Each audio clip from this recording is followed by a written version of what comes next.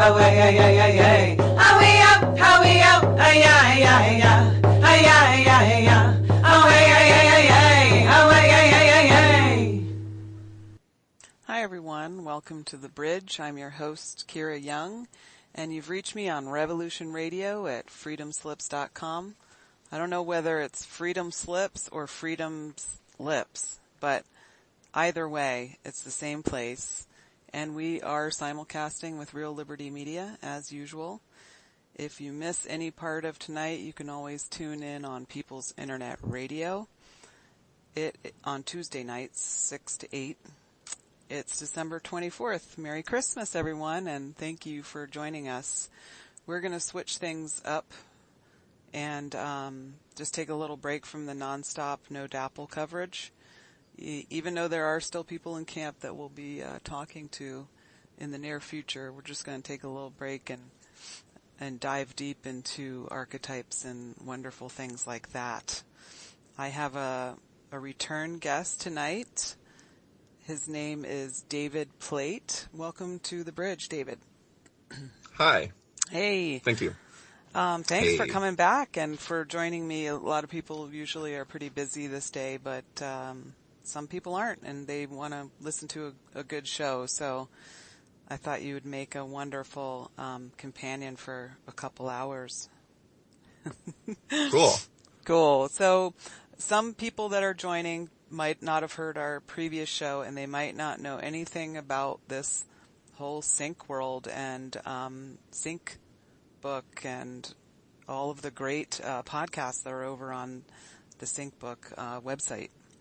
So if you could just give a brief introduction, how you would normally tell somebody on the street what you're into. Okay. Well, I was a co-host for Always Record. That's our podcast, for, I don't know, I was a regular for I think 4 years or so. And now we have kind of a bizarro crew, and members of the old crew will kind of do their thing. And I've kind of dropped off the map a little bit, but I've been very, consumed in my own research, and I've been producing a lot of films. So I have, over 50 films available on the syncbook.com website under Sync Media Research, and they're in the vein of Dark Side of the Rainbow. So if you'd play Dark Side of the Moon and The Wizard of Oz, I've spent over 20 years. I'm 35, but I've been doing this since I was in junior high. It's my most common activity is to look at resonances between albums and films, and run experiments, and every so often, and it seems to be increasing in frequency, I'll find these kind of uncanny connections between these pieces of media. And so I'll put the film on mute and I'll play the album, and sometimes the results are kind of, in my feeling, astonishing. Yeah. You look at probability and how things would just land, and it brings up a lot of questions, the degree to which these things could happen on their own, whether or not they're influenced, oftentimes even if they are influenced, the degree, like what would, to mechanically do something like that would take a lot, whereas it seems like this is a phenomenon that occurs anyway. Like if you play, the radio with television commercials or something, you're going to see alignments. Like synchronicity just exists, but I'm really fascinated with when it crosses a certain line, when it really becomes staggering. And if you're watching something and the synchronicities increase in frequency as the thing goes along.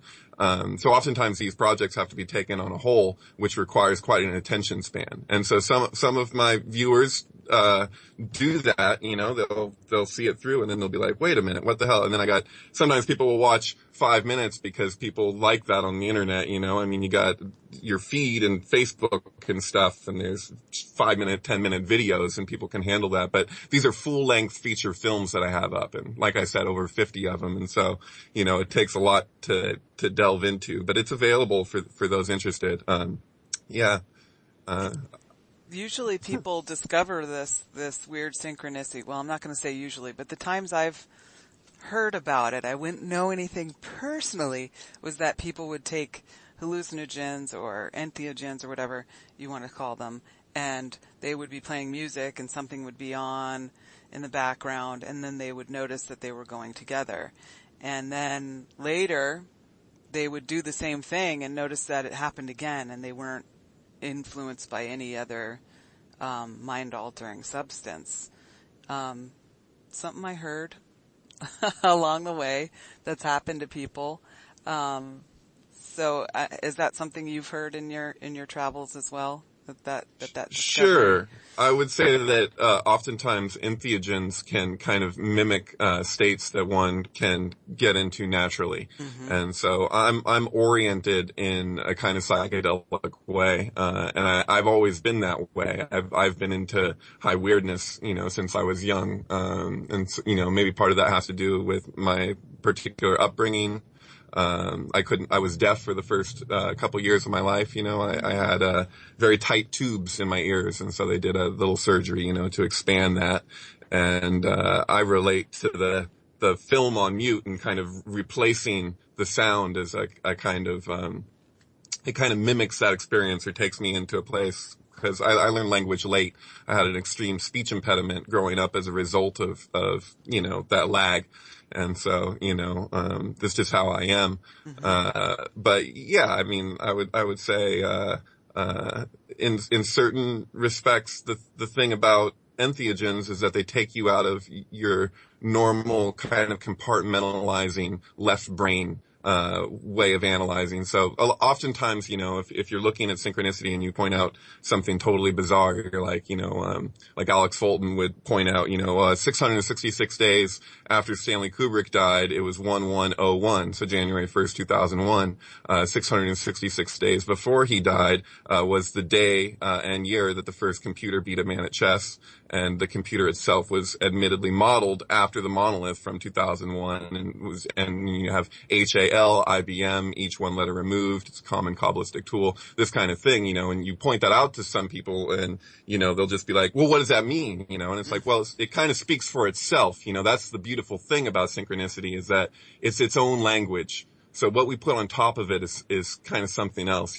I've heard that definition of Zen is life with nothing added, and so the thing has its own voice. What we want to say after the fact is something else.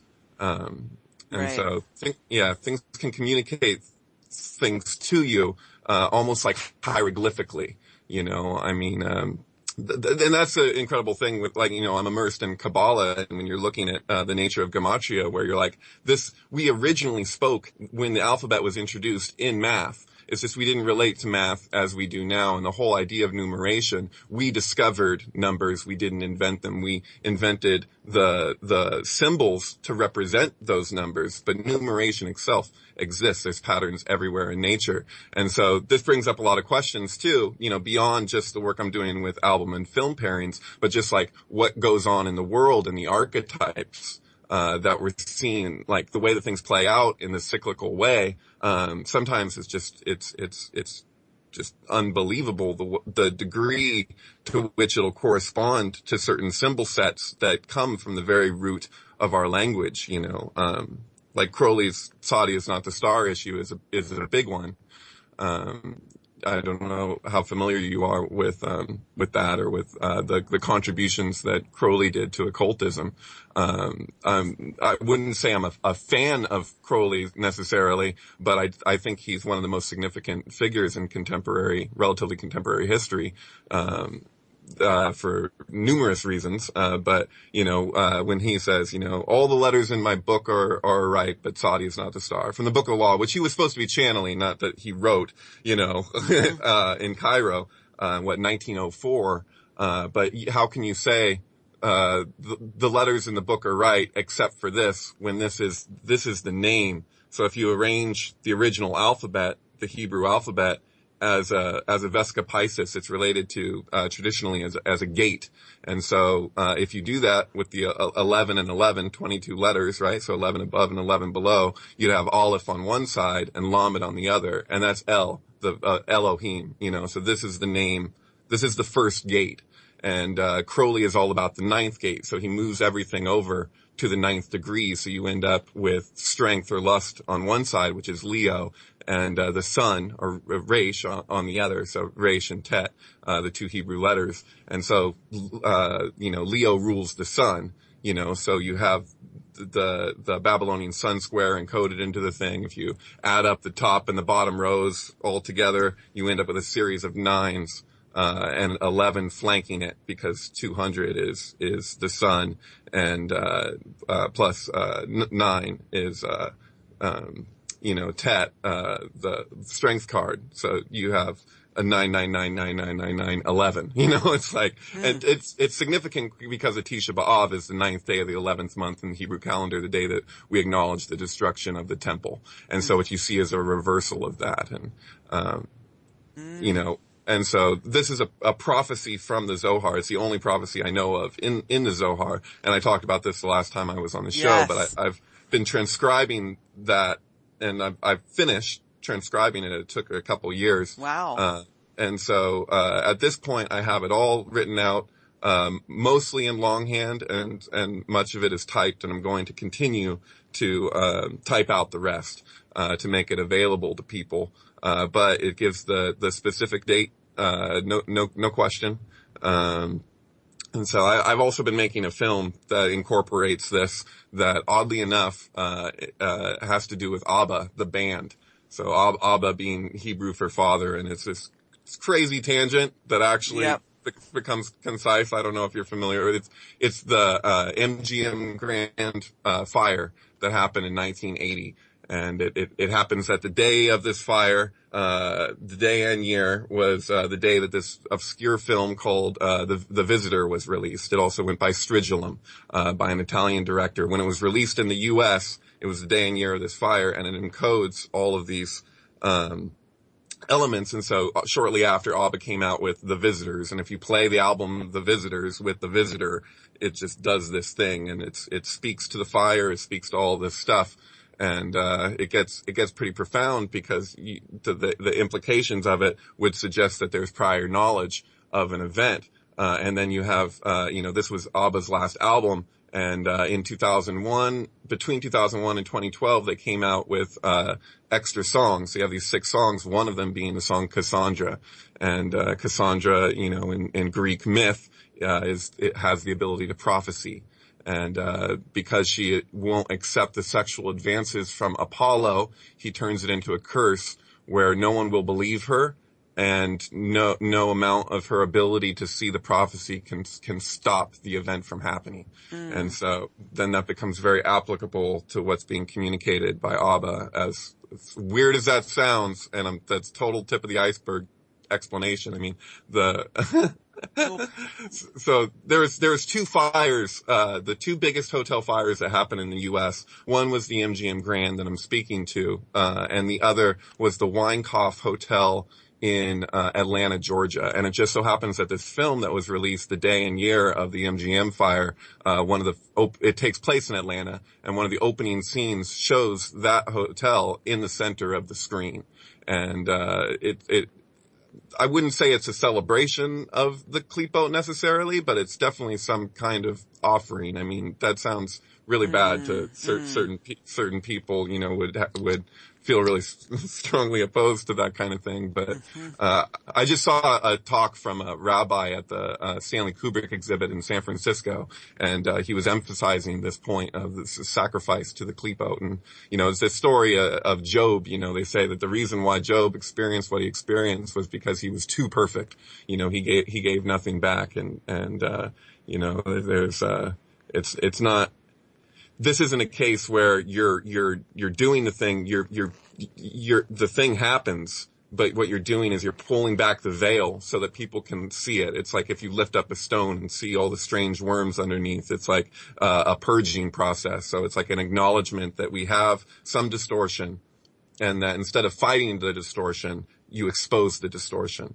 To allow for healing and a shift. Anyone who's ever done ayahuasca, I myself had a near-death experience on ayahuasca. I spent 5 days in the hospital when my intestine twisted shut, and I don't know if you know about this, but yeah, I was in excruciating pain for a long time, and I purged for 20 hours straight. I hyperventilated on the hospital floor. I went completely numb from head to toe. It was this horrific thing.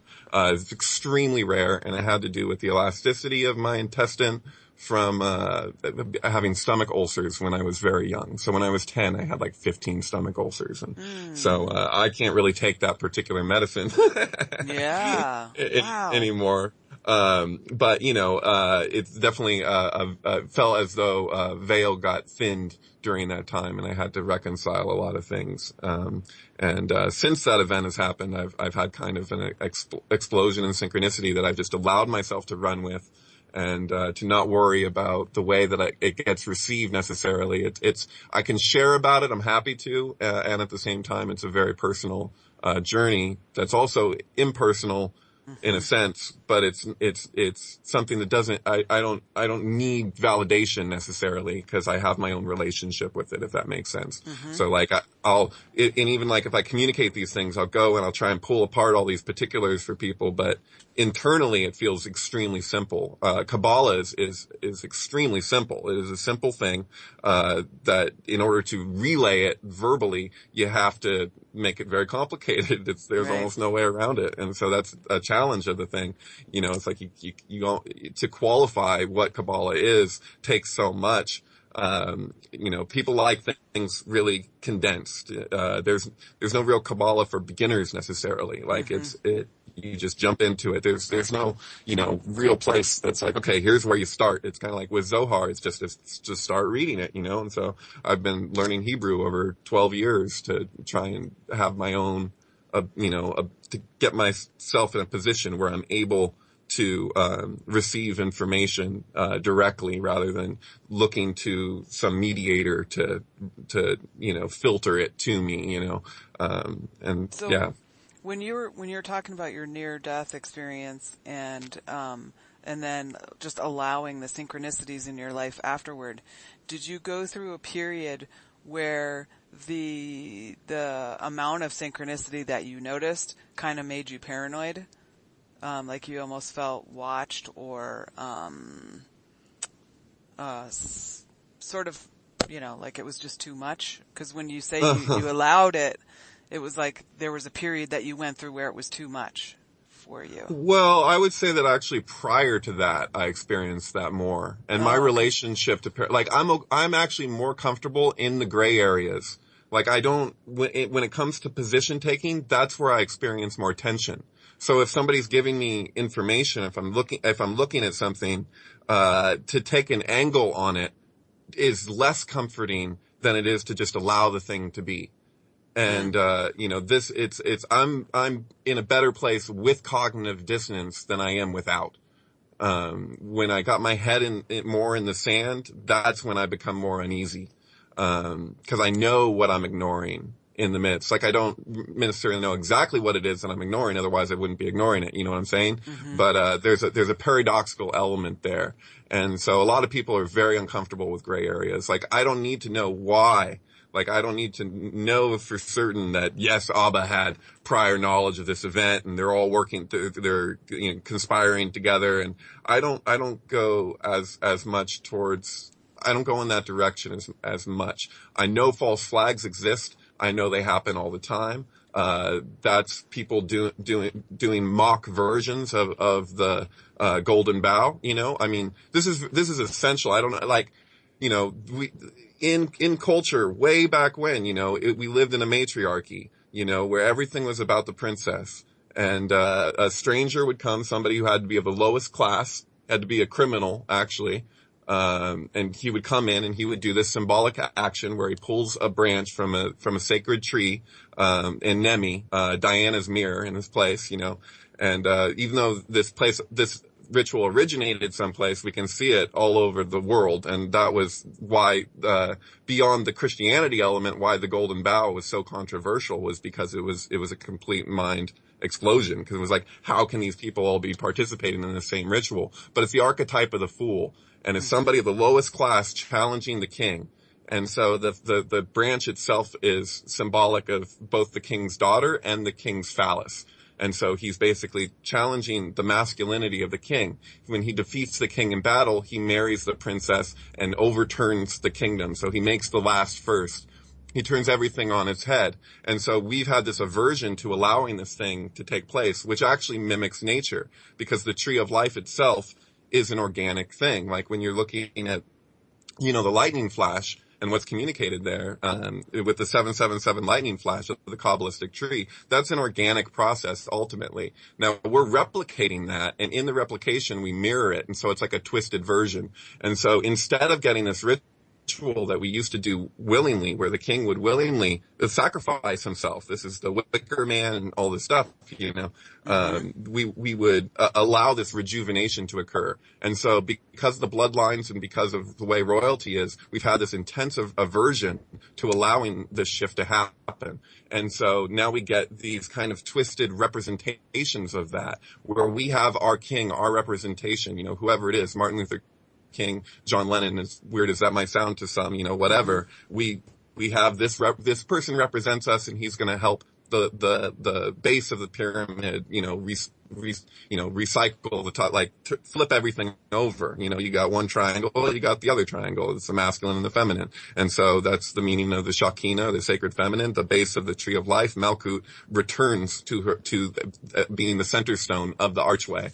And so instead of allowing this to happen, we have this kind of imitation of it. And we all sense that it's an imitation, and there's a lot of confusion, but on a subconscious level, we all know exactly what it is.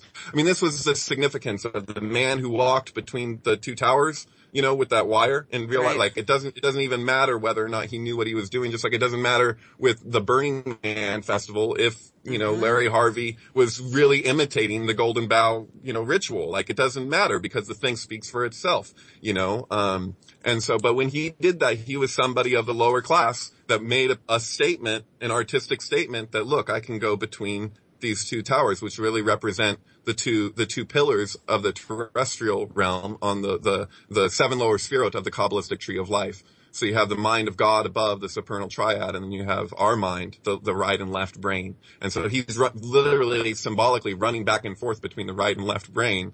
Because we look at the left brain like it's superior to the right, even though it extends from the right, and the right is its own foundation.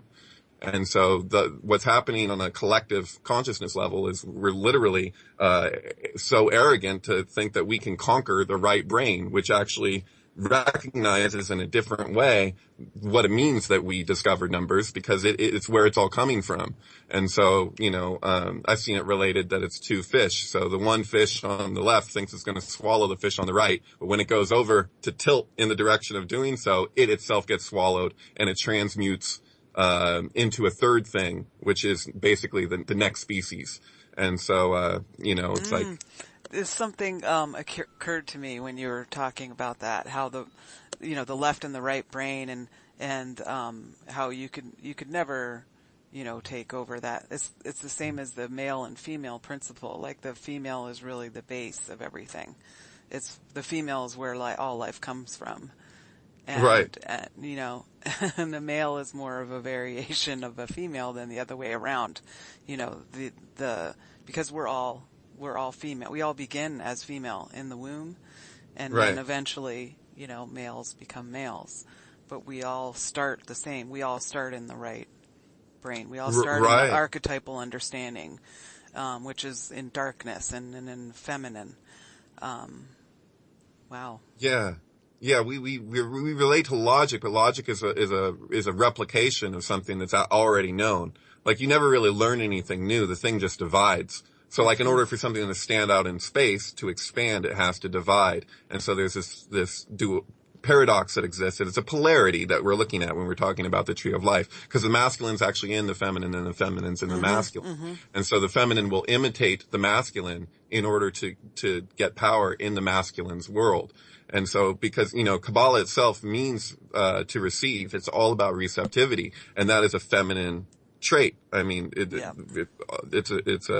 in openness. And so it's the space itself. It's like, Eckhart Tolle would say, what's the essence of the room? The walls and the ceiling and the furniture and whatever, they make up the boundary of the room, but the room itself is space. And that's where the real power lies. That's where the real strength is. And so that's the joke of Yakin and Boaz, the two pillars, is that, you say established, that's the right pillar, and then you say in strength, and that's the left. But once you've said in strength, you're pointing back at the right, and there's only one. So you have a duality that's really a polarity, but the one is imitating the other, And when it looks back, it's actually just looking at itself. So like when the left brain goes to look at the right, it's looking at a representational model of the right and not the right itself. And that's a screen that it kind of puts in place. And so that's a substitute. And you'll find this in Zohar, in the replication of the Shekinah. So they're not actually relating to the Shekinah. And this is the real, foundation of what Christians call the horror of Babylon. You know, I guess before that you'd say Lilith, you know, and it's not that it's bad. It's just, it's a space holder. It's something to relate to in the meantime until the thing can reconcile itself, because there's this split that exists within us, between the masculine and the feminine. And so until we mend this split, we have something that's put in its place. And so that's the meaning of the stone that the builders rejected. So every time Freemasons make a structure and they have the ceremony around the cornerstone, that's what they're referring to. That's why it's not at the center of the archway. And that's the Masonic G represents Gimel. It's the line between Keter, the crown, and Tiferet at the center of the tree. And that line, that vertical line, is the spiritual dimension. And in order to generate the lightning flash in a conceptual model, in order to get from Bina, the top of the left, it's everything's in reversed in the supernal. In order to get from there to Chesed, mercy, so you have mercy and severity are opposite the tops of the terrestrial pillars. And in order to zigzag from one to get the diagonal from the left to the right, from the upper world to the lower world, they relate to this, what is a vertical pathway, as though it were a diagonal. And so if you add up the gematria for all of the diagonal pathways, there's 12 on the tree of life, you have to add 3 Gimel, the G, in order to get 868, which is the number from it's the word from the first line of the Sefer Yetzirah, for the mystical pathways, Nativot, is 868.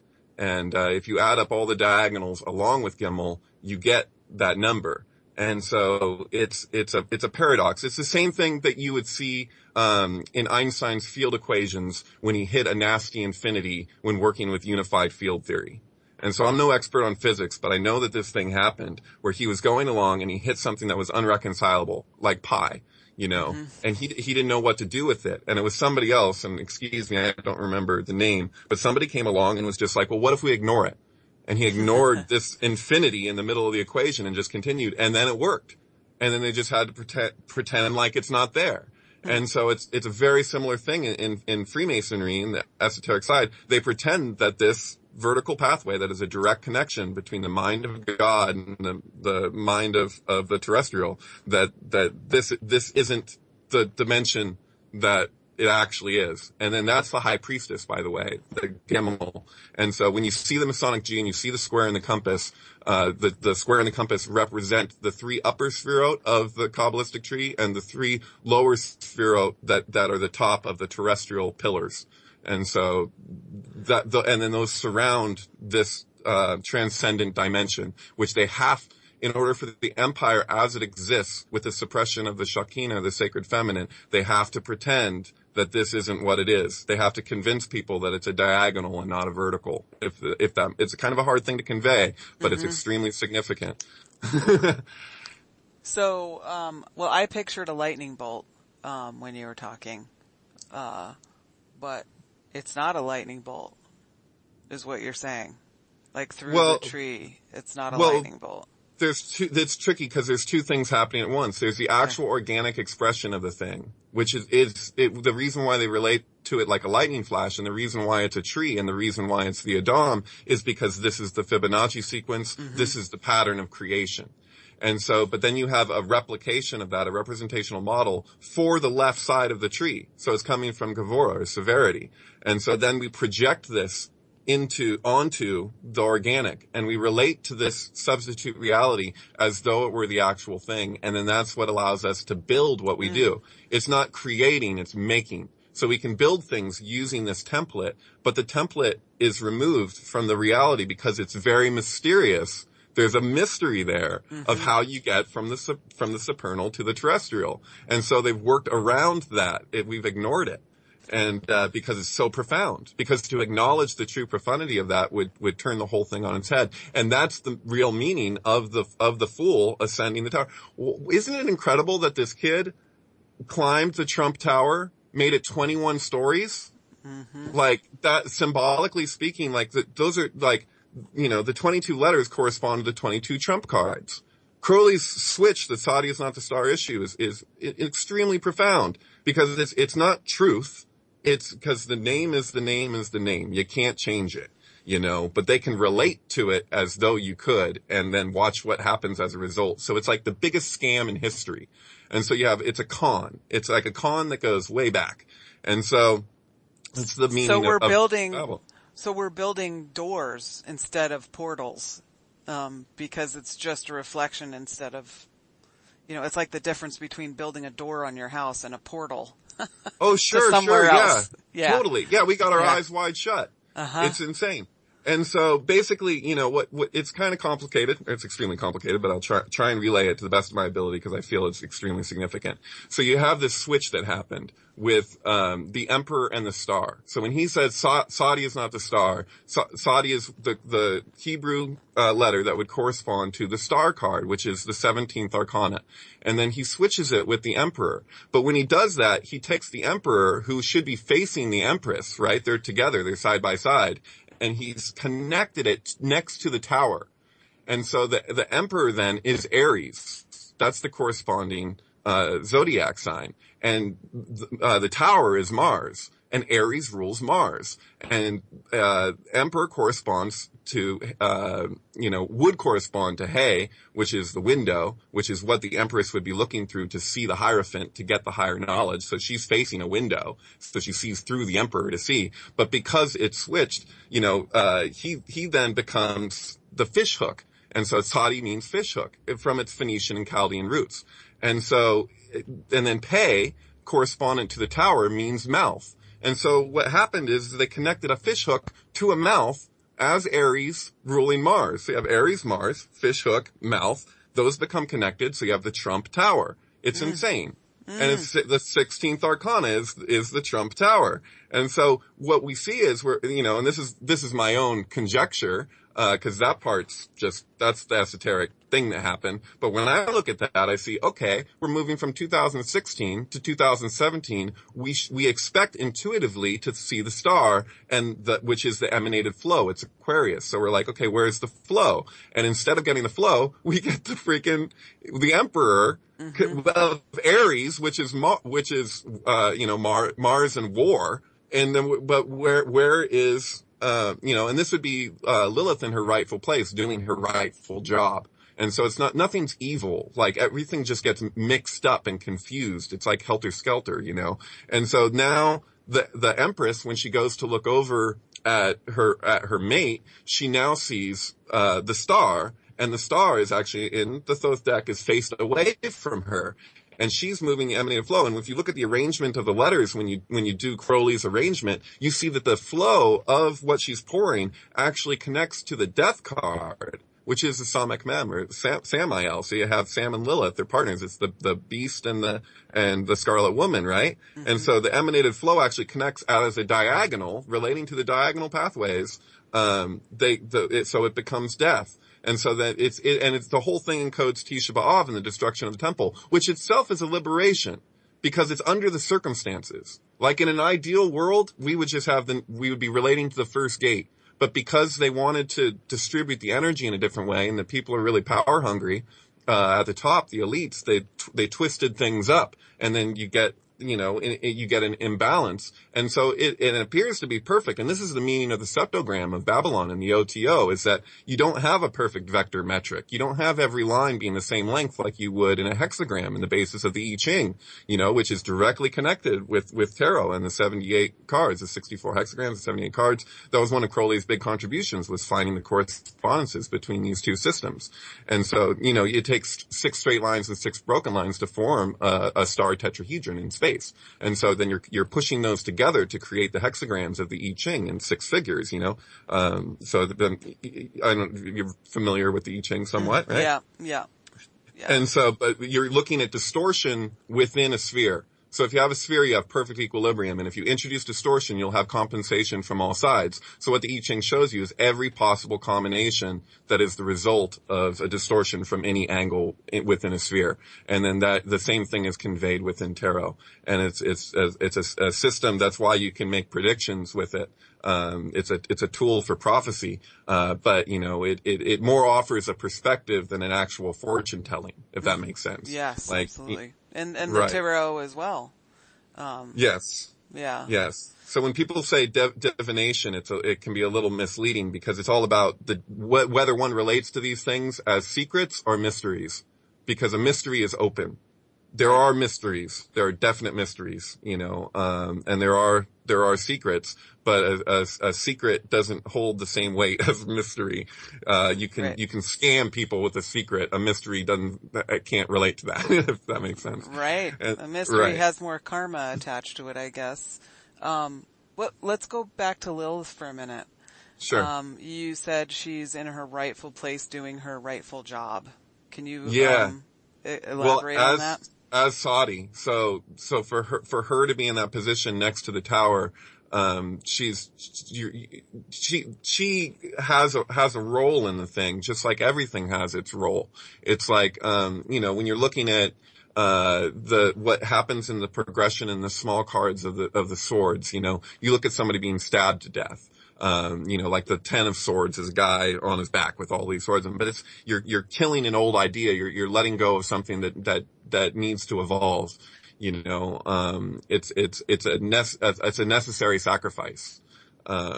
This is actually communicated by Kubrick with the CRM 114 that repeats in his film. So like in Dr. Strangelove, that's the bomb code, CRM, harm, that's a necessary sacrifice, is the way that's relayed in the Tanakh or the Torah. I can't remember exactly where the story is, but there's this whole thing around what it means for there to be a necessary sacrifice. If you add 114 to the geometrical value of haram, I believe I'm pronouncing it right because I think it's chet, resh, mem, you get, a word that literally means a burden. And so it's like a burden to know of this necessary sacrifice, and that's the thing, like I keep saying with like the golden bough, like this is about a necessary rejuvenation. And so if you do it willingly, you have a different result. If you try and avoid it, then it builds up and it happens, and it plays out in a harsher way. So they'd say that's, bitter judgments rather than sweet judgments. Cause judgments, traditionally in Kabbalah isn't like a bad thing. It's like, just like, illness. Like if you don't get enough exposure to sun, you don't drink enough water, you get sick, which is funny. I'm just getting over the flu actually, but it's a natural intelligence in the thing to heal. And so the organic expression actually knows how to do this. And so when you avoid letting it do its job, then it comes out harsher. And so that's what we're seeing as far as I'm concerned in the world with Trump, because we were given two options that neither of them were real options. They're both entrapping, in my opinion. I'm sorry to any Hillary supporter out there. I'm not a fan of Hillary, and I can't stand Trump. And so I'm just like, these are I'm right there with you. We got covert fascism or overt fascism. Take your choice. Yep. And that's the way I see it. I'm sorry. I've actually, for the first time in my life, I was called a misogynist because I was saying my feelings around Hillary. And I'm like, look, she's imitating the man's, the masculine archetype in its debased form in an ill-dignified way. And so, I don't see that as empowerment. I would love to see a female president. I just don't want another reptile. I'm sorry. No, I'm right there with you. Right there with you. We're on the same page. Right. And so it's really, but I look at that and I see it encoding the Saudi is not the star. As soon as I saw her logo with the H with the red arrow, I mean, I'm looking at the two pillars and I'm seeing it going over to the right and I'm like, oh, this is a narrative. And I can see the narrative to begin with, the way that things are directed. And, but the thing is that it's meant to be. I mean, what is it? His first day in office, he'll be 70 years, 7 months, and 7 weeks old. Wow. It's like that wasn't planned. Like, it's like what happened with the Brexit thing I was talking about last time I was on the show. And I'm not that knowledgeable on it, but I know that there was a really profound thing that happened with a series of sevens between the stock market crash and, leaving the EU.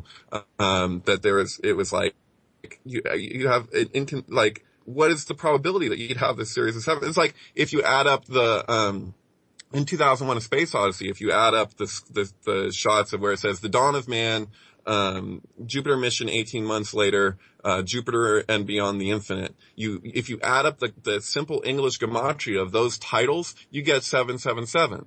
I mean, the significance of that is that actually is referring to the organic expression of the thing. It's not relating to the 216 value of Gavora, 6 times 6 times 6, the sustaining order of the empire. It's relating to the organic expression of life.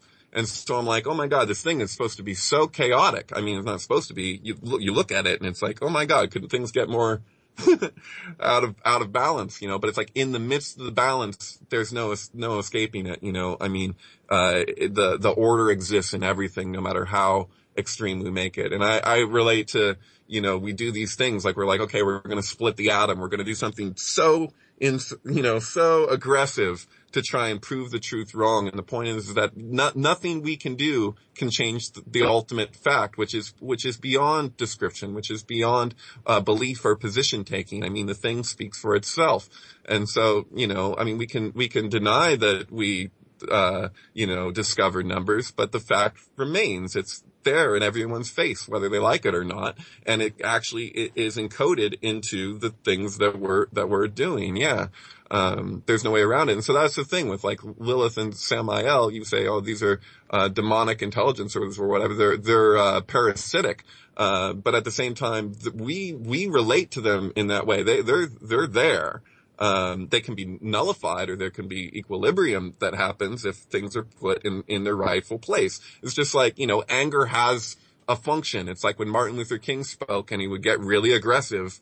I don't know, like beyond, like I had to have a dream or whatever. If you listen to a lot of his speeches, a lot of them you can't even find anymore. But I've at different points, I've had access to some of these speeches from friends, and man, he would get outraged. But the thing is that his outrage never had that effect of bringing you down. It opened up to liberty and liberation. Like moral outrage. Instead of pure anger. It was just moral outrage. Yeah. And it was moral not based on a concept of morality. It was moral based on just a plain picture.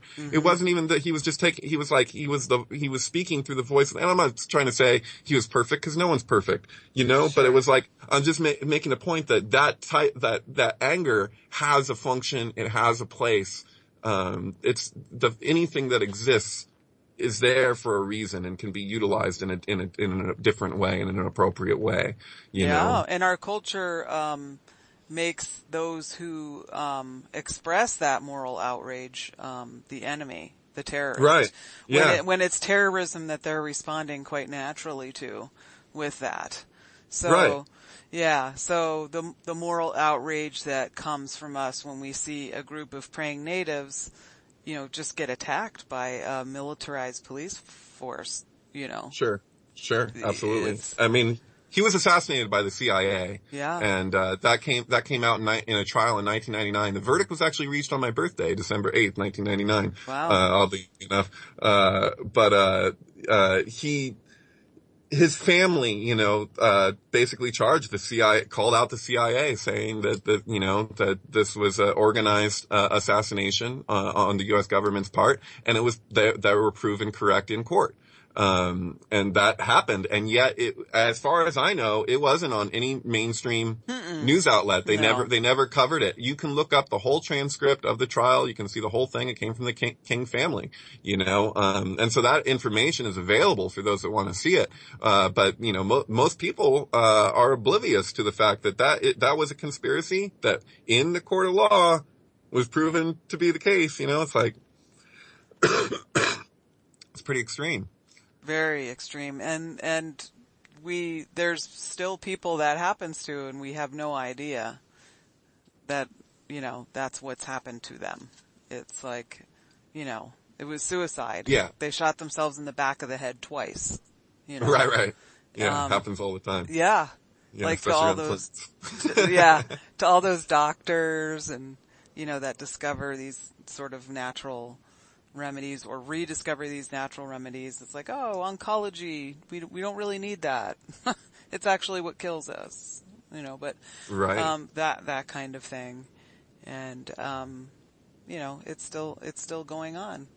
I want to tell you something. I don't know if this is a synchronicity or something, but when I was at Standing Rock, the first person that I met that I didn't already know, the first person I met was this guy who was walking around with a black dog named Lilith. Oh, a puppy. And so my son was with me, and he pet the puppy, and she was very loving, and he told me her name, and I said, oh, that's an interesting name for a dog, because you know what they say about Lilith. And he's like, no, what? I said, well, she didn't like missionary, because that's something that people always say about Lilith. And then he sat there for a minute, and then he just started laughing and laughing. So I don't know, cute story of Standing Rock, the dog named Lilith. But everywhere you walk, there was 12 puppies within, and then a couple of horses and ponies. Yeah. Oh, I bet. Wow. Yeah, it was funny, when we were in Olympia this year for the Sync Summit, we were doing the walk, from Andros's book where he's looking at the Kabbalistic tree encoded in front of the Capitol building in Olympia. And, we're, instead of doing the way that we normally do it, where we do a tour and we do it all together one by one, moving through the sphere, we decided, we'll just mix it up and we'll go where we want and we'll just see what happens. So we introduced some chaos into the mix, and I hear Will go, hey, there's a fountain over by Chesed.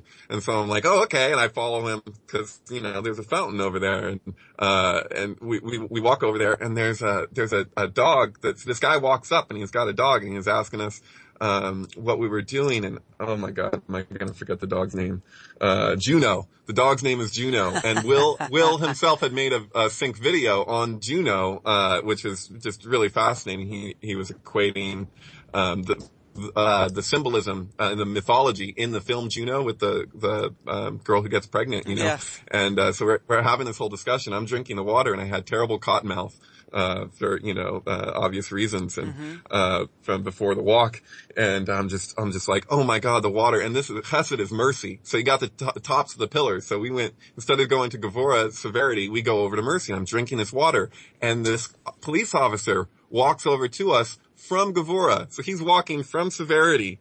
And we were a little late on the walk, and the sun had gone down. And I guess they clear the homeless from this area every night. And so he walks over to us and he tells us we gotta go. And I'm kind of bummed because I'm like, okay, we just got here. We're just doing the walk, and I'm drinking the water, and I'm like, and he looks at me and he's like, he looks like you got something to say. Like he thought I was pissed, which I wasn't. I was just kind of bummed, And I'm like, well, if you want to know, I'll tell you. And I explained what we were doing with the walk. And I was like, the Freemasons who built this, they encoded the Kabbalistic tree of life into this place. And right here, we're at mercy. And you walked over from severity.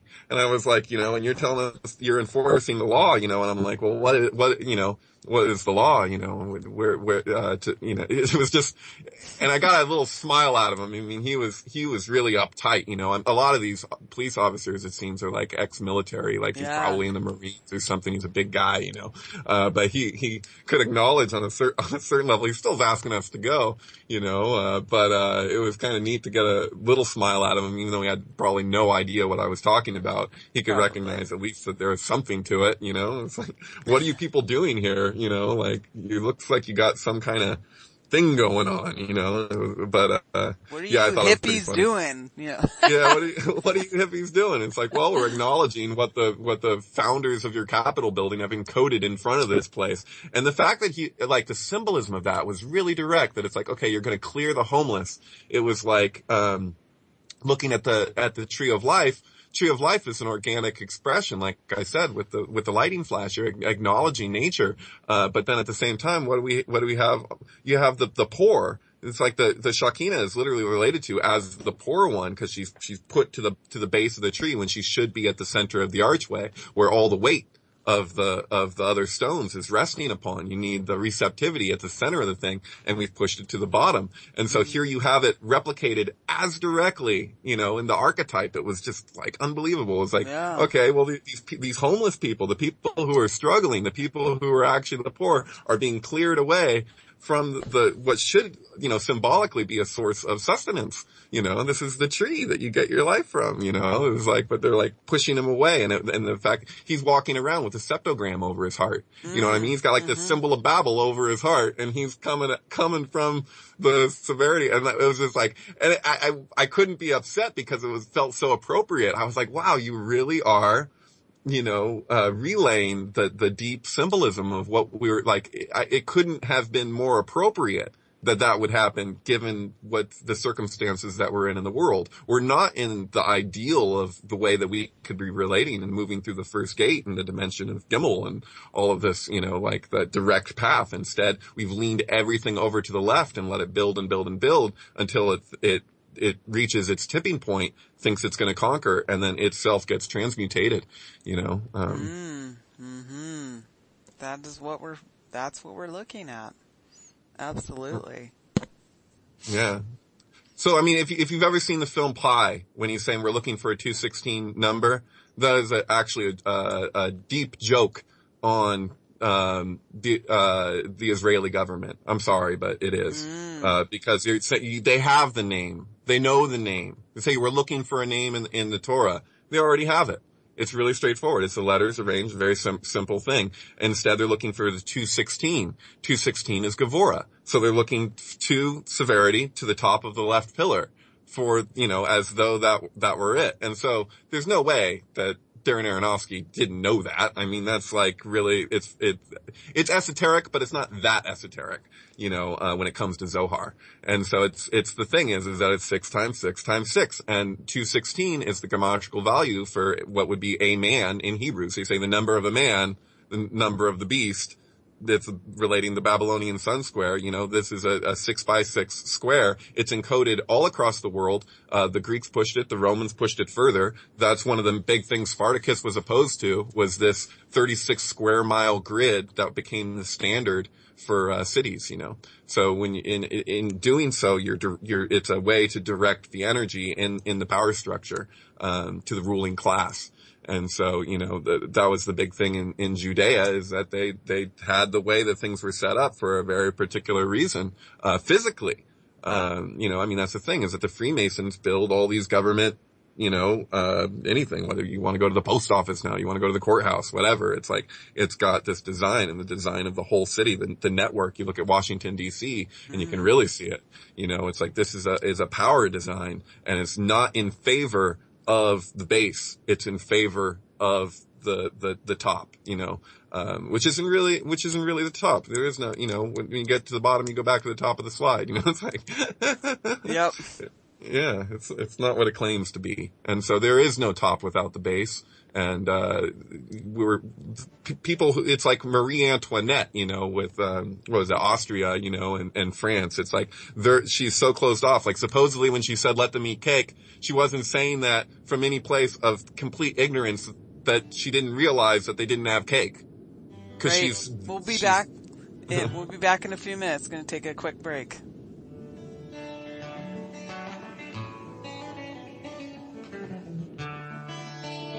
Welcome back to the second hour of The Bridge with Kira. It's December 24th, 2016. Thank you for listening. Thank you for supporting the station. And thank you very much, David Plate, for joining me tonight. Sure thing. Or today. You're out on the West Coast, so your day has only just begun. Yeah, it's 2 o'clock here. So, yeah, go ahead. So we were talking about Marie Antoinette before we took a break. Oh, yeah. Well, I was just relating to when people are so isolated in their world that their conception of what's going on outside of it is just like absolutely removed. So like supposedly that was a thing with Marie Antoinette. She was that removed. She'd only been raised in, that royalty situation, and she literally didn't see what she's like, oh, they don't have any bread, oh, let them eat cake, Where's the cake? Like she couldn't conceive of not having. And she was young to boot, you know, and it's like, I mean, that's the story of the Buddha, right? Is that the Buddha is so sheltered that he's led to believe that he doesn't even know the concept of death, of what that is. And so it's not until he sees a dead body does he go and take the austere path, you know, so he ends up doing, you know, all of these austerities, and then eventually realizes the middle way. But it's that removal. And so I think that that's really what we're looking at with the pyramid here, is that there's a complete, misconception and misunderstanding of what is even happening below, because just like we get a substitute reality of what's happening above there's the substitute reality of what's happening below, and that there needs to be some meeting there, because it's pretty askew. But you know, something I wanted to bring up here, which you know, you're talking about Standing Rock, and something keeps coming up for me. It's the idea of like when something happens, when a tragedy happens. It doesn't have to be a tragedy. It can be anything, but the way that things get built on top of what was prior. And so, you know, and the way that repression takes place. And so, you know, I share a birthday with, Jim Morrison, and I share a death day with John Lennon. And so John Lennon's death day is Jim Morrison's birthday. So a year after John Lennon died was my birth. And, there's this whole thing of, it took me years to wrap my mind around what was being communicated with, Indians scattered on Dawn's highway bleeding, ghost crowd, the young child's fragile eggshell mind. And it was a story that he shared about riding in a car with his family and coming upon a vehicle which had been overturned that had a bunch of Native Americans who were in the road bleeding to death. And, it's kind of it doesn't really matter whether it actually happened or didn't, just like he was very inspired by Nietzsche, and Nietzsche had this whole thing of watching his neighbor kill, I believe it was a goat. It could have been a sheep. But he's killing an animal in a lightning storm, and he sees his neighbor's son, who is around his own age, or I don't, you know, he's watching the way that the man was doing this action and how it wasn't in anger. So he killed the animal out of necessity. And it broke down all what he had been taught with religion of his idea of morality. He was like, no, but this is something that he's feeding his family. Like, there was no anger in the man killing the animal. And it was a significant thing in Nietzsche's life. And then he related this event that happened to him at a young age as the most significant thing that had happened in his own life. And so, but the thing is that after he died, you know, The Doors released An American Prayer, the album, which, goes directly from him telling that story to okay, you know, now the Indian has, maybe one or two of them has entered into him, and now he's not possessed, but he's integrated these spirits into himself, and then they guide him throughout his life. You know, there's almost a mythology built up around it that, you know, whatever Oliver Stone liked to play on in that film, I hate. But, the point being is that he was receptive to allow in what was there, and it actually ended up serving him in the same way that it was what the Native American, that it wasn't for naught. It was that when there's a tragedy, it's not for naught. Everything goes somewhere. And so, like, a lot of times I'll be looking at these events, like I was talking about the MGM Grand, I'll talk about 9/11, I'll talk about these things where there's these big sacrifices, and I have a hard time accepting that all of what was behind in those people, that anything really, like, disappears. And I feel that we're like this massive organism, we're like a big snake, and we keep relating to the skin of ourself, like like little scales on the thing, as though it were the snake itself. And we see the tragedy in the skin, but the skin peels back and our body keeps moving forward. And so, like, you could get as extreme as saying the dinosaurs were that same snake that we are, and that maybe we're nullifying the reptilian brain or whatever you want to say, but that it keeps moving forward, and we can't predict what's going to move forward out of us. And personally, I don't think there could be anything so extreme that could happen that could actually keep it from doing what it does. I feel that there's a governing intelligence that supersedes any mutation.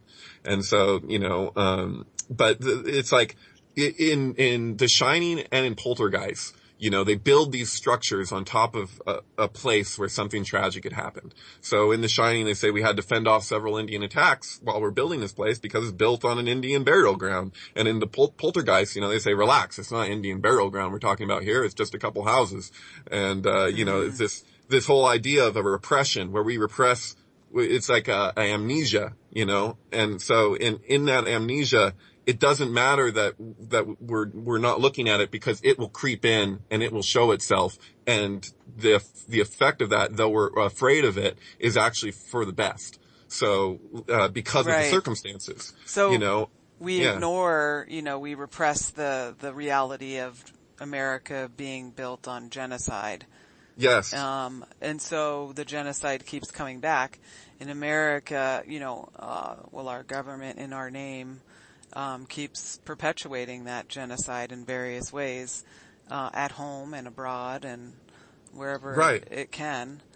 And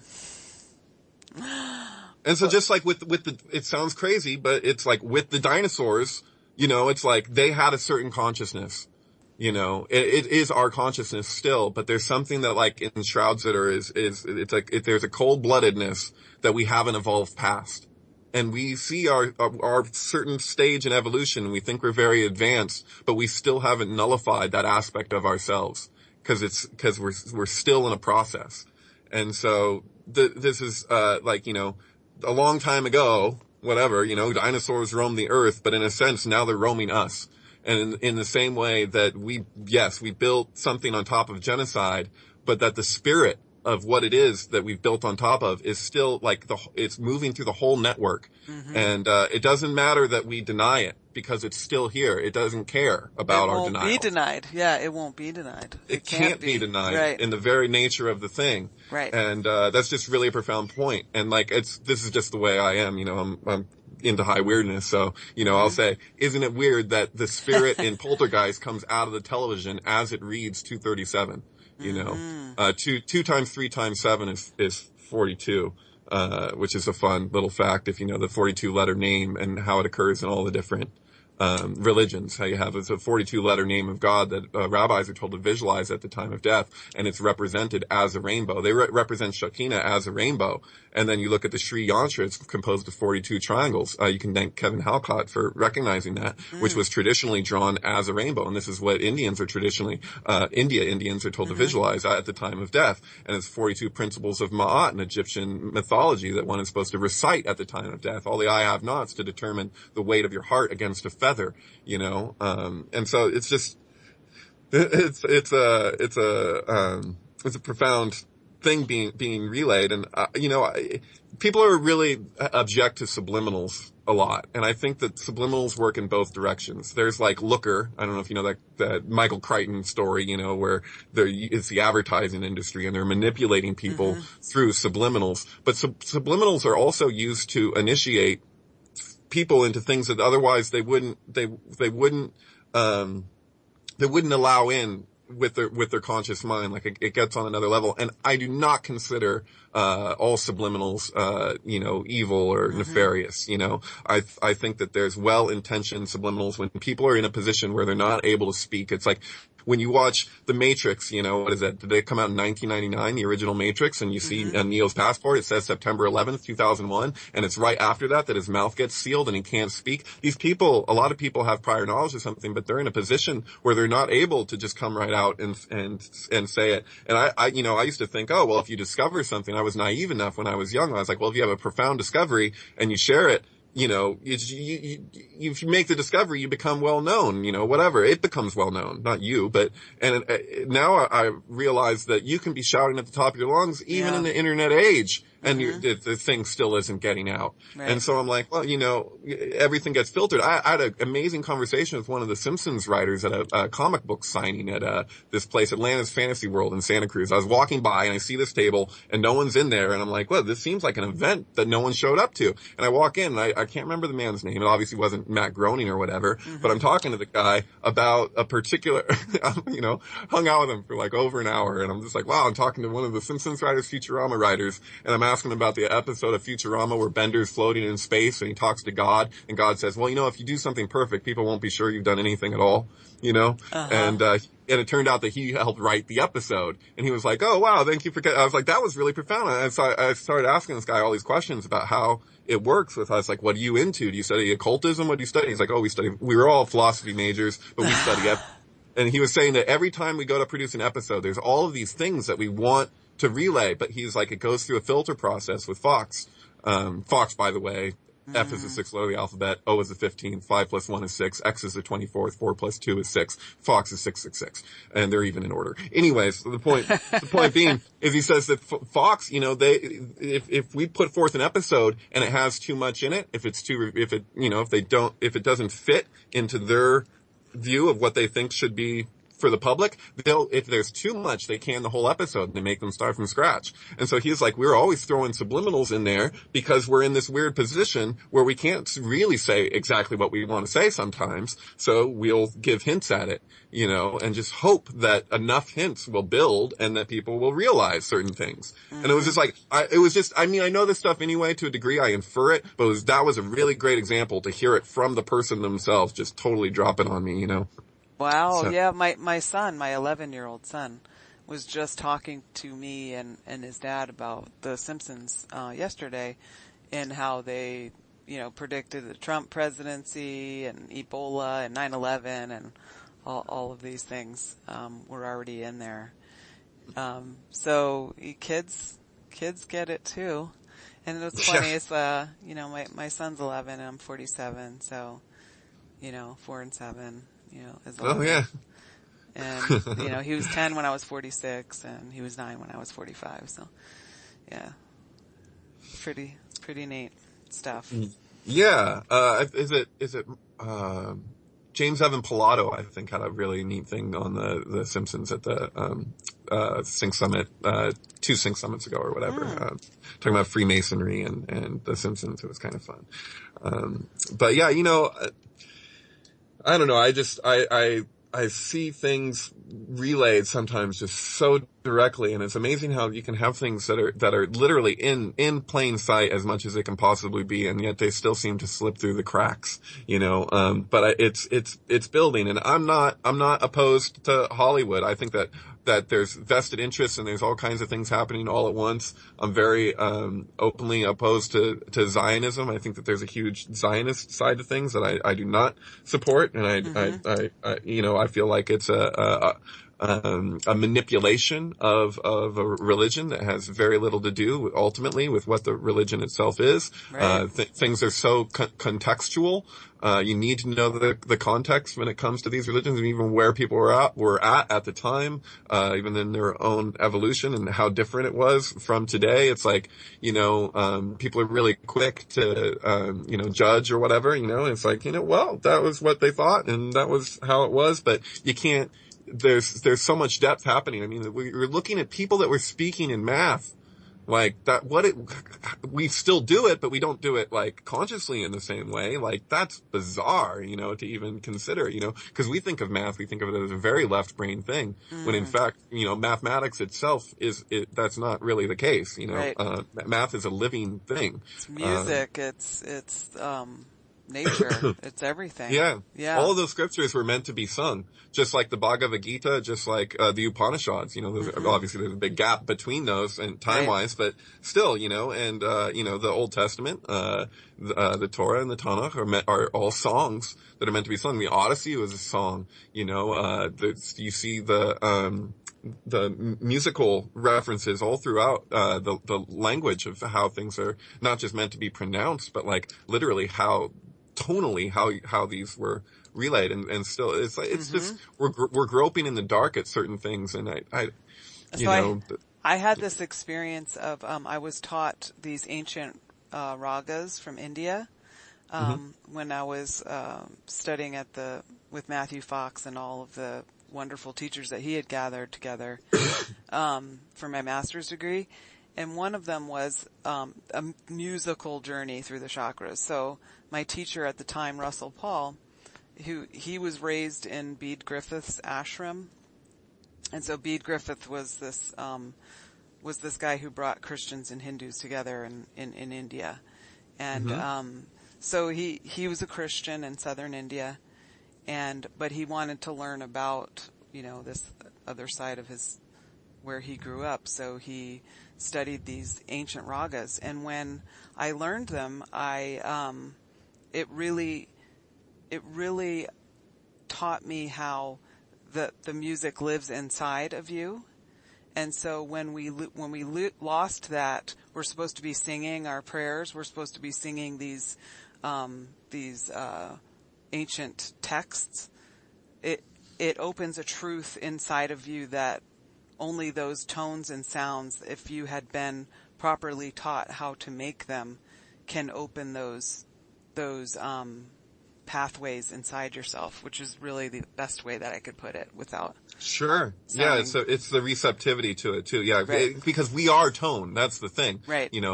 Material is vibration. It's a tonal expression. And so literally when we go to speak, like we're speaking right now, we're fragmenting a primordial tone and breaking it into all these pieces, and we relate to those pieces in order to compartmentalize and convey certain points. But like ultimately they're all extending from this one primordial tone. And so it's like a foundational geometry. It's like the equivalent of what's popularized as like the flower of life.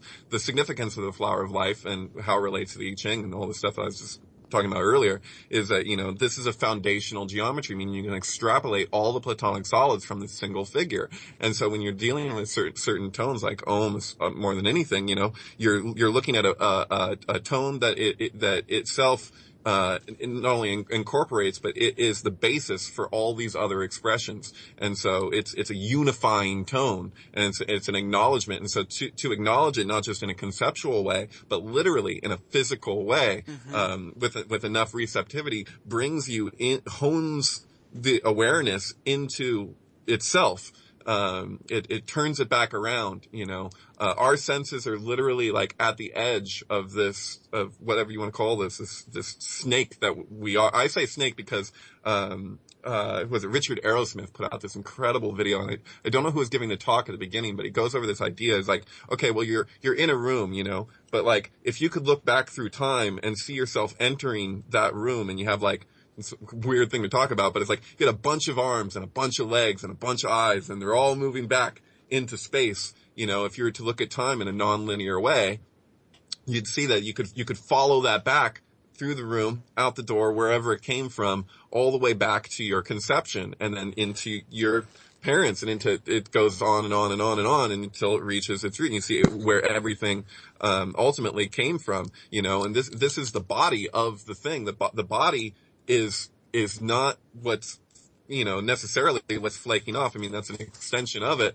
but we relate to the most topical edge of our perceptual lens as though it were the body. And that's it's an optical delusion of consciousness, because literally like the body is, you can't turn back and observe it in the same way, because it's not going to stand out in space by its very nature. What's standing out in space is the edge of that thing as it's moving through space.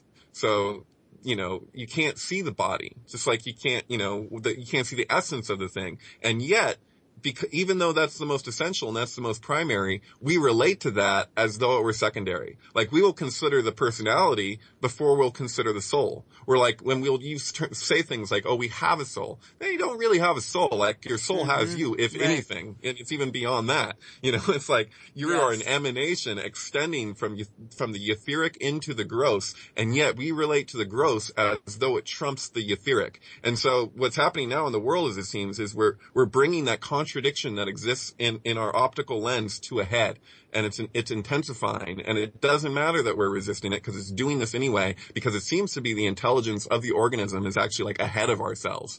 And so we're seeing these archetypes show up, we're seeing these things reflecting back to us our own contradiction. We've been relating to a polarity as though it's a duality. And so we're seeing it through the lens of social media and the monolith or whatever, but we're looking into this thing and we're seeing the conflict, and the conflict of forces is really just the one pillar relating to itself. It's the one hemisphere relating to itself, as though it were relating to the other. But you can't fight the other. You can only fight it in on the side. It's hard to relay this, but it's like the wall. It's like you're up against this wall, and you're treating the wall as though it were what's on the other side of the wall. And so it's a unwinnable battle. It's like if you ever opened up Her Majesty's Satanic Request from the Rolling Stones, which was also released on December 8th, same day as the Beatles' Magical Mystery Tour EP. But if you open it up, you got this maze that there is no solution to. It's like, we exist in a labyrinth. Everything is going to go back, it goes back to the source. That's how the organism works. But then we've projected on top of it this clephotic maze that actually has there is no way to get it. It can't work. Like, politics is that type of maze that you see inside of Her Majesty's Satanic Request. It's not reconcilable ultimately, and it eventually will destroy itself. And, unfortunately, we don't have to do it because it'll do it itself. Is that what we're watching? Is that what we've been seeing over this past year, you think? Is politics destroying itself? I think more than this past year. I think it's just there's a culmination, and it's strange because, like, I was reading this text with my rabbi, from Zohar, and they're looking at the time that they were in. They're like, surely this must be the end times. I mean, they're talking into the future, even to the point where they're prophesying way down the line. But they're still just like, how could it get any worse than this? I'm looking at the 16th century, them saying that. They're like, surely this is the head, but it's always more. It's always more until it's not, that's the nature of the thing. And so, I don't, the singularity, it's like, what does it actually look like? You can't, I guess that was the big thing with 2012 is that, very few people acknowledged the significance of that date, how it was come to independently, apparently, from Jose Arguelles and Terence McKenna as being a crescendo of communications, where they were like, this is a point at which the whole world externally is so connected that we're basically imitating or relaying this, what was a psychic connection way back when. So we used to be psychically connected because, for lack of a better term, the right brain was dominant. I don't know how else to say it other than dominant, because that's the language, right? Mm-hmm. But, that this was what was emphasized. And now we've come so far in the other direction that we're linking the world back up. So you can have a meme or whatever you want to call the novelty of having one idea that gets, distributed from one side of the world to the other and stretches out like it is a massive variable in the cycle that we go through. Cause it's like, we see a certain predictability. We're like, oh great, we're coming towards the next genocide. We've seen this before. We know how this plays out. That is the falls of empires, the rise and fall of the Roman Empire. It's like Martin Luther King used to say that too. He'd be like, I was looking at Gibbon's, rise and decline of the Roman Empire. And I gotta say, the parallels are frightening, talking specifically about America. Mm-hmm. And it's like, we see this, but there's a massive variable in the midst. And I relate that to information distribution, not just on a conceptual level, but like in an inherent level, that the notion of an idea being relayed, it goes beyond. I mean, there's so much disinfo mixed in with info. It's very like Orwellian and Huxleyan at the same time. Right. You know what I mean? It's like both are happening at once. It's like there's so much information overload, you can't even take a position anymore because everything almost cancels out. And I see that as kind of a scary thing, like Alice in Wonderland, nothing would be what it is because everything would be what it isn't. But at the same time, that might be exactly what's required for us to see the contradictions that have been existing, that aren't new, that are foundational for all these other contradictions to exist. So we're like, oh, he's lying. Oh, she's lying. Oh, they're doing all this stuff. And it's like, no, we're lying to ourselves. We've always been lying. There's a fundamental lie that we've all basically that's so embedded that until that's removed, there is only change you're going to see is going to be topical. You're just going to see reform. You're not going to see a fundamental shift in consciousness. And we literally, without some type of major mutation, as things exist within the human being, I don't see a positive outcome unless if there's that much of a fundamental shift. But at the same time, I can't imagine how that couldn't happen. Because it seems that's the very nature of the intelligence of the organism to allow this thing to occur. Because I can infer it from the frequency of the way that things have been practically exponentially moving towards it. If that makes sense. Yeah. So having a lying sack of crap like Trump as president is just, has just lifted the veil on, well, they're all lying sacks of crap. Like, right. they've all been this horrifyingly horrible. And like you said before, it's covert, or it's overt. Right, Aram in Hebrew. They're two verses side by side in Genesis. So you say Adam and Eve were naked and not ashamed, and then you say the serpent was the most cunning of all the creatures in the garden. The word for naked and the word for cunning are actually the same word. And they occur side by side, and so you can see the joke. You're like, here's something that's exposed, and here's something that's hidden, and they actually amount to the same. And so now it's like what was hidden is now being exposed, and more power to it, because its power isn't the real power, it's a stand-in substitute power that can't really endure, and so yeah, it can never endure. As far as the parallels, the fall of the Roman Empire and the parallels of, Trump and Hitler, and we have this, these real extremes of, white supremacists and Nazis with the Zionists, that are both a reality that are going on in the world right now. But yet still, the fooled brain or the... Oh, I'm sorry. I have somebody banging on my door here. I need to check. I'm sorry. I know we're live. I'll be right back. All right. So, anyway, while somebody's at the door, I'll just take a moment to remind people that Revolution Radio is listener supported. So please support the radio station. We need your support to keep bringing you shows like this. And please let them know when you support them which shows you listen to and what you like. And hi.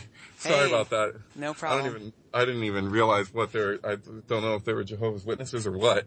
Wow. If they were Jehovah's Witnesses, I would have invited them in had I not been on the radio. So yeah. Yeah. Interesting conversations with the Jehovah's Witnesses. Oh yeah, they come back in numbers. When I when I was living with my ex-girlfriend, the Jehovah's Witnesses would show up, and I'd start talking to them about Yud Hey Vav Hey as a family. That you have a father, a mother, a son, and a daughter, and the significance of Tetragrammaton and all this stuff, and how it related to the Kabbalistic tree that actually goes way further back than what we would like to think, and Egyptian origins beyond, and all this stuff. It was just, and it looked like they thought that they were doing something wrong, just like even entertaining what I was saying, like, and then they would show back up with their superiors, and they'd be like, could you tell them what you told us? And they would never come inside. They used to way back when. but they would want to keep talking. So I'd be like at my door for like 2 hours. Wow. With the door, standing on my porch, just talking to these groups of Jehovah's Witnesses, it was great. Yeah. You certainly get a kick out of things that a lot of people don't get a kick out of, but, I've done that before too. And after about an hour, I'll be like, well, yeah, I do have a master's degree in religion, and they're like, what? Cause I get treated like a woman, like I need to be taught what the Bible's all about, Right. And then I'll be like, I'll come up with some questions and stuff. Cause I'm still that same little girl that got in trouble in Catholic school for asking if God had a penis, and that's why you called him he. Sure. It's a not reasonable the one in Washington, question. DC, yeah. It's not the Washington Monument either. It's not in Egypt. It's, that's not it. I'm sorry. No. So, that the banging on the door broke up this, what I was getting at about these intense, paradigms or energies or things that are going on in the world. The resurgence of Nazism and the Zionism that's very alive and real in this world. And what I have found searching around the interwebs is that the people who are that tend to be aware of the Zionists' agendas and things going on in the world are really kind of blind to the Nazi ones, and the other way around. Sure. Yeah, so I just wondered what you thought about that, since you're obviously aware of both that are going on in reality in this world. Right. Well, I would say that it's an extension of the same phenomenon where it's like, I'm not like, okay, well, European occultism and traditional Jewish occultism, they don't align, but I don't relate to like this, the one is evil and one is good. I relate to that one, is misunderstanding something. The Europeans, I think, have a different conception, and it's understandable because they were in a very limited place. So there's simple things like you say abracadabra, it's actually abducadabra because a race looks really similar to a dalit. And so the D and the R got mixed up or whatever. But it's like, it runs really deep because there's the whole intention behind what Zohar was about reunifying the tree and revivifying it through this allowance to let the last become first, to let it turn, the turning. I mean, that's the redemption, but they'd see that as on a big scale. And so these people, they look at the religion, and they're coming from such a limited place that they actually, in their own minds, in a lot of these cases, from their limited view, they actually think that they're doing the right thing. And they can rationalize it and say, this is what's supposed to happen for this and this reason. Now, like, I look at it and I'm like, okay, well, ultimately, if these things are already happening and there's a futility from my position, I accept that surely this must be happening for a reason. Now, would I want to do that myself? Absolutely not.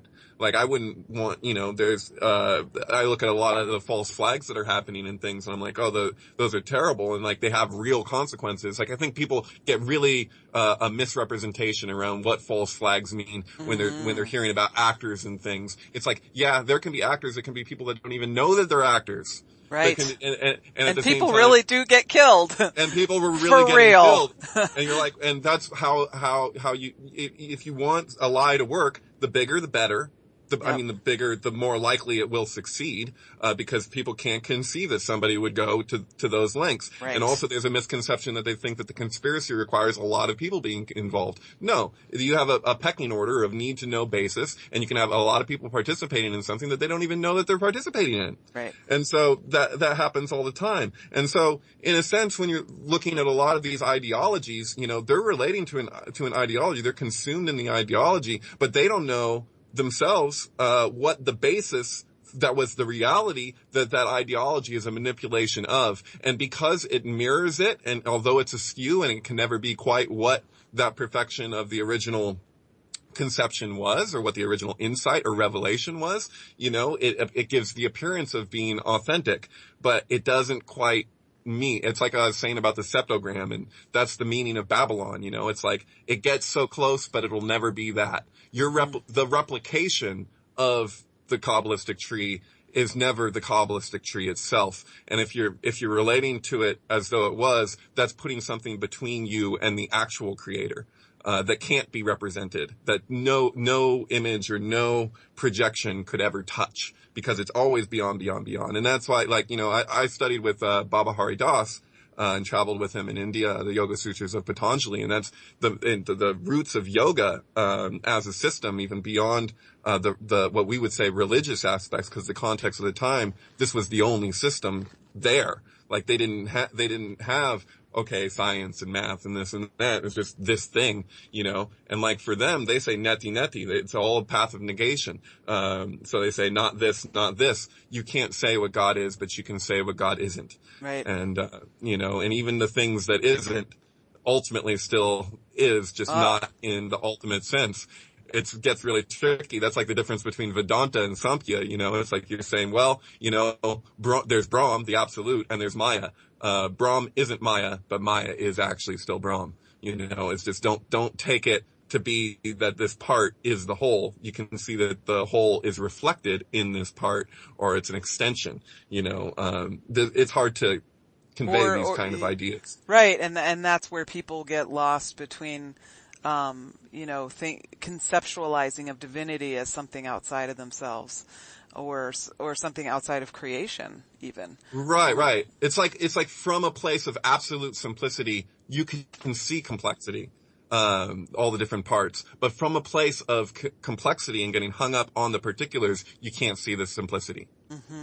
You see what I'm saying? Mm-hmm. So you can go from one place, you get the vantage point, and from the other place, you can't tell the forest from the trees. And so when I look at a lot of these ideologies, whether Nazism or Zionism or whatever, it's like that's relating to a particular as though it were or relating to a projection as though it were the thing in itself, as Kant would say.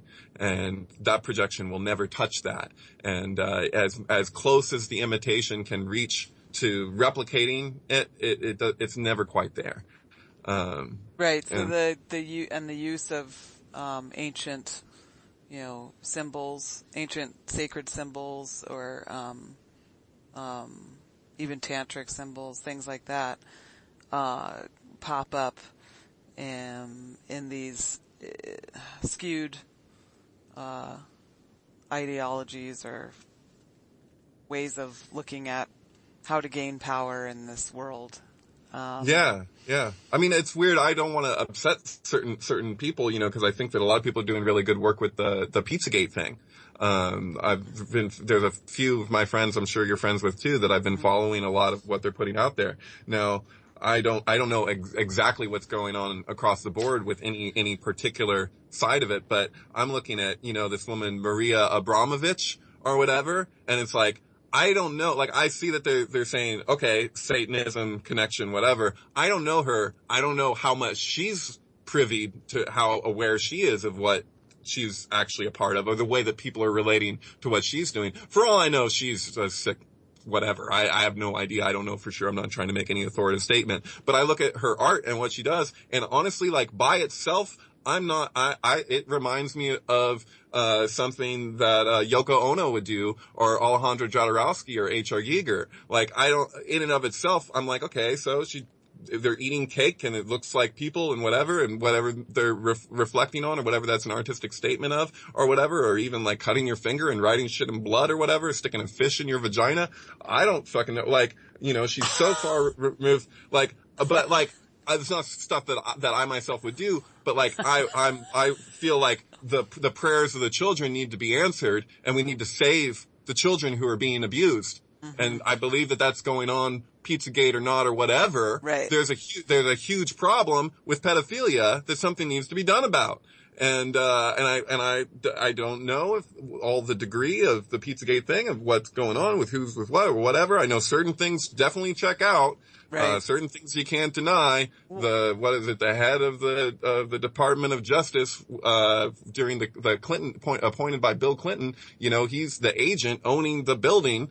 If you look up in the actual building records of the Besta Pizza, it's freaking him. And it's like, mm-hmm. That is real. Like, okay, we need to acknowledge that. Where's that in the investigation? Right. I don't see that on the news, right. And the fact that the news is calling all these news things fake, where it's like, okay, I'm sure there's fake news all over the place on both sides, but at the same time, can you address some of the actual things that aren't checking out, and what the $65,000 actually was that Obama spent on pizza, if it wasn't pizza?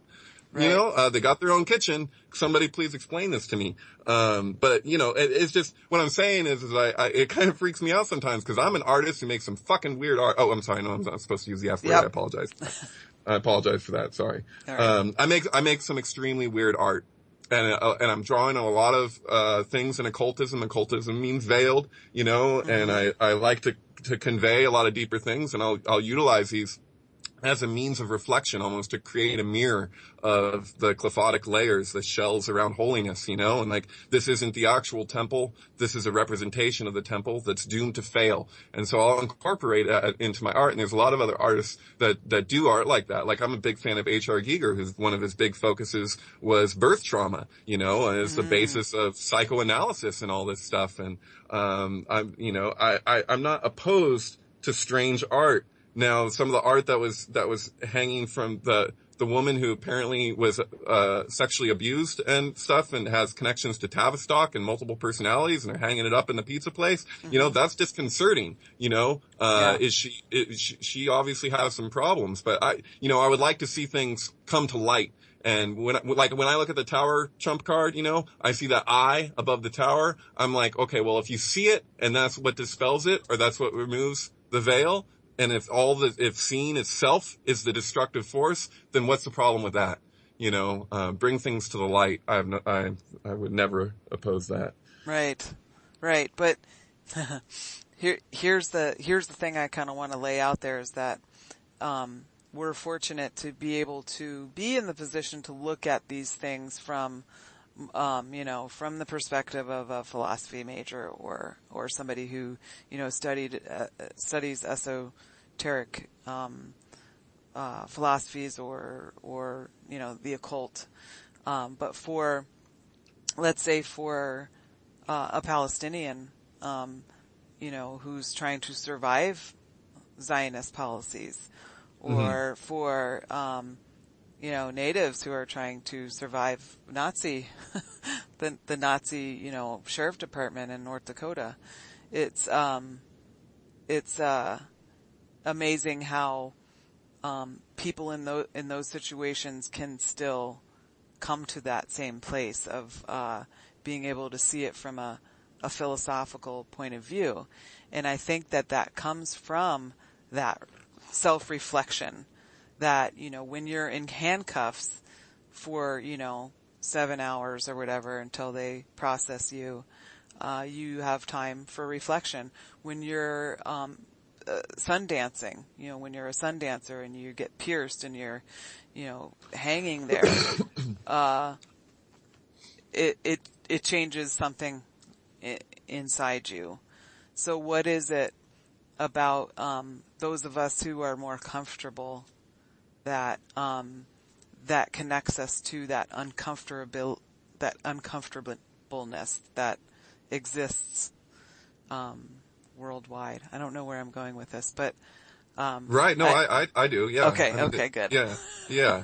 It's basically that we create a paradigm and we tend to be very comfortable in our projected paradigm. And, the nature of inertia is such that it's literally something that's moving in a straight line and nothing's going to deviate it unless if it's a directional force that's beyond itself.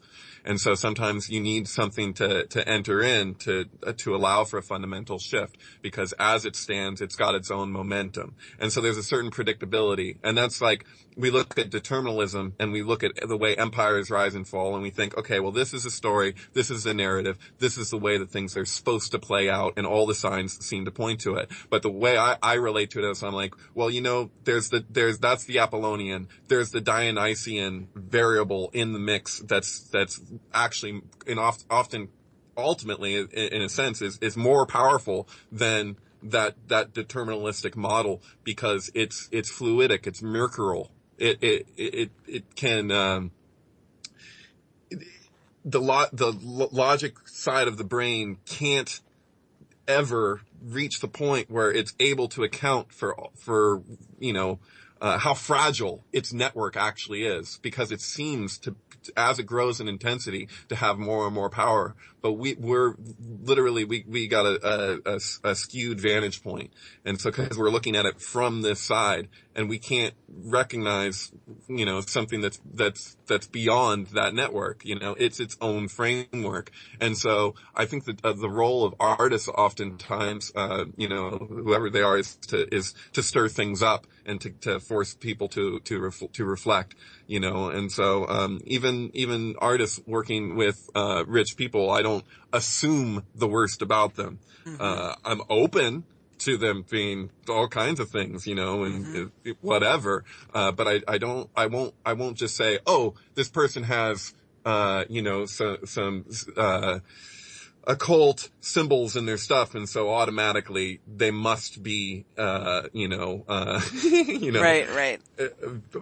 there with them with that. A lot of people are aimed towards healing, and I don't know how familiar you are with the work that Alejandro Jodorowsky has done in his personal life and what he's done for other people with therapy. He's a revolutionary therapist. It's like almost like the early R.D. Laing stuff, before he went through whatever, but like mm-hmm. when R.D. Laing really was coming out with some breakthroughs and recognizing certain things about neurosis, he's getting incredible results, just like Wilhelm Reich was, until he got this kind of weird cult following, and right. Ended up in the U.S. and stuff and whatever. But these things don't negate their insights or their Right. revelations that Right. they brought to the table, and so you kind of gotta chew up the meat and spit out the bones all over the place, and that's what I've been trying to do with the Pizzagate thing. I mean, you can't it's so absurd that they just say fake news. It's like, no, you take, whoever falls for that, it's like, Yeah. you gotta do it bit by bit, case by case. What is it that you're proposing? And that's why it's really unfortunate that the Reddit thing got shut down, because that was an admixture of people coming from all kinds of different places. And sure, some of the people are nuts. But hey, some of the people are nuts from CNN and MSNBC and wherever too. There's And lots of fake news on there. how much, yeah, and not to say that it's all fake, not Right. to say that all of Fox is fake. I found some very interesting things dropped on Fox in the midst of whatever, they don't Yeah.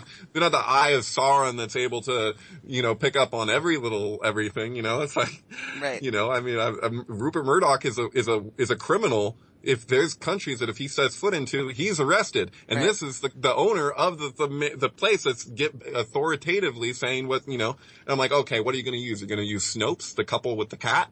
I mean, Right. who the hell are they? They're just using Google themselves. So, whatever. Right. And they cherry pick data. I've seen them do it over and over and over Yep. again. You look at, Sandy Hook shooting. What does Snopes have to say about that? Okay, well, they got about 10 bullet points that aren't even the strongest points that the people are trying to make about what's suspicious about Sandy Hook. It's just like, confront the thing. And I don't know. It's just like, it's tough because even to have these conversations with a lot of people, you start making these points about the inconsistencies or the contradictions, and they're just like, so what are you trying to say? And it's like, well, I'm just trying to explore the information, see what stacks up and where that stack leans, and so I can do my best critical assessment using, Occam's razor to the best of my ability, but, as soon as you present even the possibility sometimes Right. that something is a false flag or what even that people assume they know what that means. It's like, that woman, was it Judy Woods, the woman who did Where Did the Towers Go? Yeah. Where she's talking about how people have the conclusion before they've even drawn the question. It's like they already are assuming that this is what we're looking at. It's like, that is not actual science. That might work in, criminal trials or whatever, but even there, it seems like they don't got it together. So, that like, starting with the conclusion before you develop the, And the hypothesis of how to get there. Yeah. Yeah, I love her term justification, because that is the most interesting thing about it, is that, people on the bottom just literally saw those towers disappear above them. Yeah, they disintegrated into dust. There were 14 survivors in building 2, and one of those survivors, maybe 2, describes light coming in from above. You can't have that many stories fall on you and have light coming in from above. There's a series of trees right along the street next to a series of cars. So the cars are burnt to a crisp completely next to trees that are unsinged. Right. So then the question becomes, well, what are we looking at? And people go, well, they want a quick explanation. They want things to be as concise as possible. And you know what? We don't always have that. We don't always know what kind of technology we were even looking at. Where's the rubble? What does that? Where was the rubble? Why didn't Right. the base, that basin that keeps the river from coming in, why didn't that get, damaged, collapsed, go? Right. Why? But this is a beautiful thing. Because look at JFK was how long ago? 1963. We now I think it's 70 to 80% of Americans don't believe the official story, and that's even just what they say. It's probably who knows. It's probably more, but yeah. it's telescoping, because now you have events will occur, and it doesn't take long at all before people start questioning. And so, it's easy to be dismal when looking at the state of things, but at the same time, there is a steady progression of awareness that's building and a distrust. And we have to, adapt to cognitive dissonance. We need to be able to live with cognitive dissonance and make our peace with it.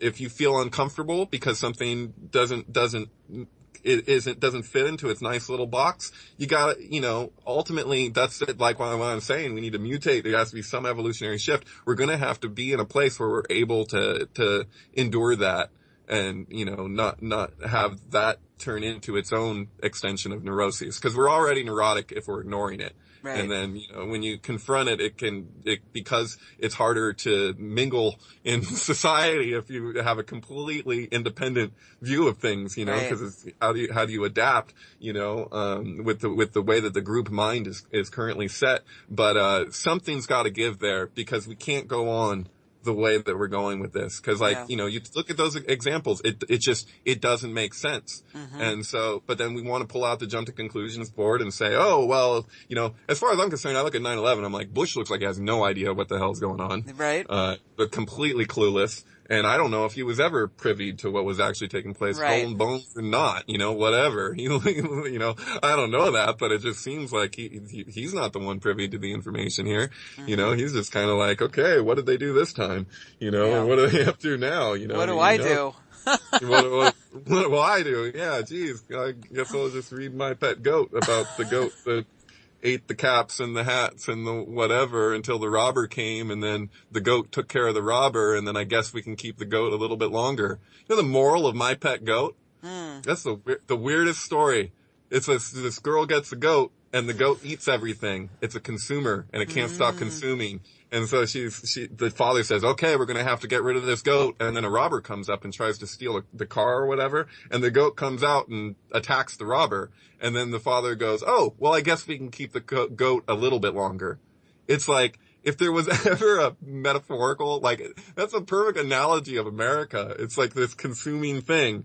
And it's like, well, this is becoming a real problem. Maybe we should get rid of it. And then it's like, oh, well, something came and attacked, and now it's done its job, and now, okay, well, at least a little longer we can keep this up. It's like, that's so perfect. And that's like the Trump 777 thing and the, Brexit, whatever. It's like, how that goes beyond, I don't think that was planned. I think that's just, grammatical value for a she-goat in Hebrew is 77. It's the same grammatical value for Oz, strength. So you have Yakin and Boaz established in strength. It's the same thing, the goat. And what is it about the goat? Why is the goat the symbol for initiation with Capricorn, and the devil and all of that? It's because the goat doesn't stick with the herd. It's because the goat makes its way, reaches the mountain's peak, and gets an aerial view of the scene.